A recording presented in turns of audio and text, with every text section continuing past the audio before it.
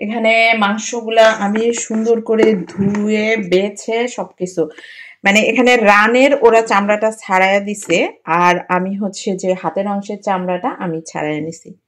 এখানে আলু কেটে রাখছি, এটা পেঁয়াজ, পাতিল টাতিল সব রেডি করে রাখছি। এখন বসে অলরেডি তেল দিয়ে দিছি, এখন পেঁয়াজ কুচিটা দিচ্ছি। এখন দেয়া হচ্ছে বাটার, দারচিনি, এলাচ এবং তেজপাতা এগুলো দিয়ে দেই।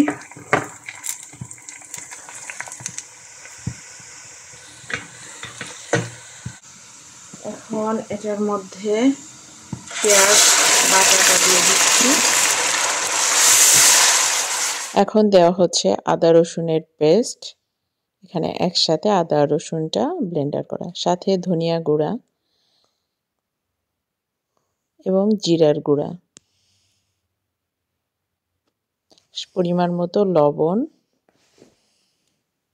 এটা হচ্ছে শুকনা মরিচের গুঁড়া, সবকিছু দিয়ে ভালো করে কষানো হচ্ছে। এখানে কিছু লং দেওয়া হচ্ছে এবং এটা হচ্ছে কেচাপ, টমেটো, এটা দিলে স্বাদটা একটু বেশি হবে। তো সব মশলা এভাবে দেওয়া হচ্ছে, সাথে দেওয়া হয়েছে একটু গোলমরিচের গুঁড়া এবং স্টার এলাচ।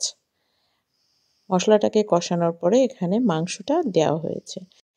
এখন আসবে জয়ফল জায়ত্রী, যেটা আমি পাটায় বেটে নিব। তো এগুলা হচ্ছে বিরিয়ানির মশলা, যেমন একে একে আসবে। এটা হচ্ছে টক দই, যেটা না দিলে বিরিয়ানিটা বিরিয়ানি বলে মনে হবে না। এই পর্যায়ে এখানে একটু চিনি দিয়ে দিচ্ছি, এতে স্বাদটা আর একটু বাড়ায় দিবে। সাথে হচ্ছে কেওড়ার জল এখন দিয়ে দেওয়া হচ্ছে। আলু শুধুমাত্র লবণ দিয়ে ভেজে নিয়েছি। আলু এবং মাংস বিরিয়ানির জন্য রেডি। এখন আমি চালটাকে ভেঙে নেব। সেটা পেঁয়াজ তেলের উপরে দিয়েছি, সাথে বাটার। বেরেস্তা একটু করি কি কারণে, অঙ্কিতার পাপা অনেক পছন্দ করে, কিন্তু বেরেস্তা মোটামুটি আমার ভালো লাগে না। এই মশলাগুলো দিয়ে দিব। এখানে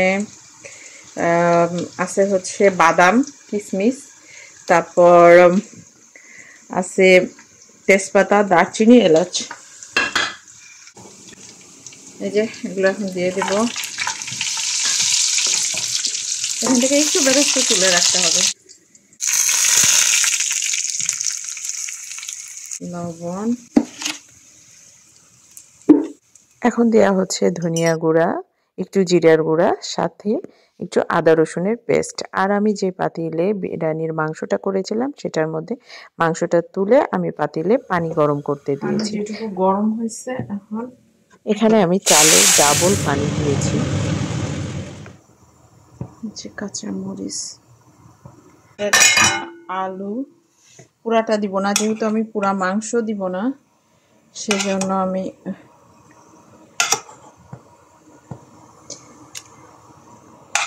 আলুটাও দিয়ে দিচ্ছি।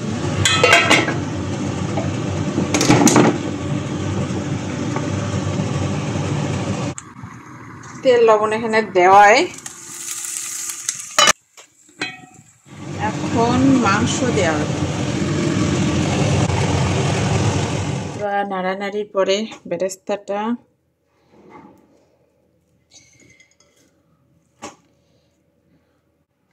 হালকা একটু চিনি,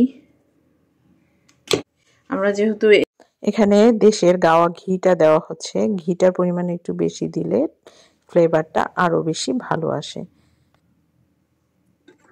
এই জিনিসটা না দিলে মনে হয় যে বিরিয়ানি পরিপূর্ণতা পায়নি, সেটা হচ্ছে কেওড়ার জল শেষে আমি দিলাম। তো এরপরে আমি প্লেটে তুলে নিলাম, খুবই সুন্দর ঝরঝরে সুন্দর হয়েছে।